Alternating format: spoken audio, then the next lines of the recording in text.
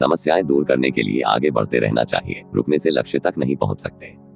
4 वर्ष पहले एक परेशान व्यक्ति ने संत से कहा कि मेरे जीवन की बाधाएं खत्म ही नहीं हो रही है। संत उसे एक नदी किनारे ले गए और किनारे पर खड़े होकर कहा कि जब ये नदी सूखेगी तब हम आगे बढ़ेंगे। किसी भी बाधा को दूर करने के लिए हमें आगे बढ़ते रहना जरूरी है। अगर रुक जाएंगे तो कभी भी लक्ष्य तक नहीं सकते हैं। इस संबंध में एक लोक कथा प्रचलित है। कथा के अनुसार एक व्यक्ति के जीवन में समस्याएं बहुत अधिक थी। बचपन से ही उसे परेशानियों का सामना करना पड़ रहा था। पिता का देहांत हो चुका था और बचपन में ही माता भाई बहनों के पालन पोषण की जिम्मेदारी उसके ऊपर आ गई थी।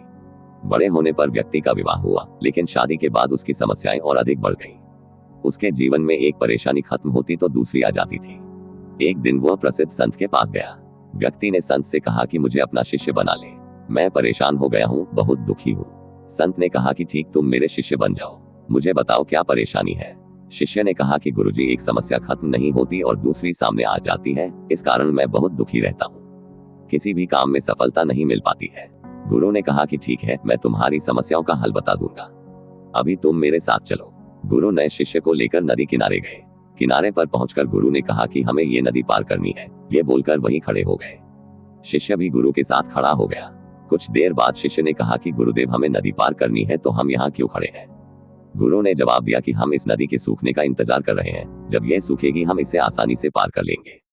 शिष्य को आश्चर्य हुआ। वह बोला, गुरुजी, ये कैसी बात कर रहे हैं, नदी का पानी कैसे और कब सूखेगा, हमें नदी को इसी समय पार कर लेना चाहिए।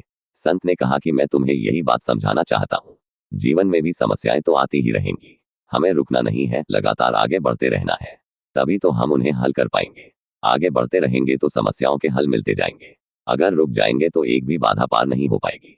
शिष्य को गुरु की बात समझ आ गई और उस दिन के बाद उसकी सोच बदल गई।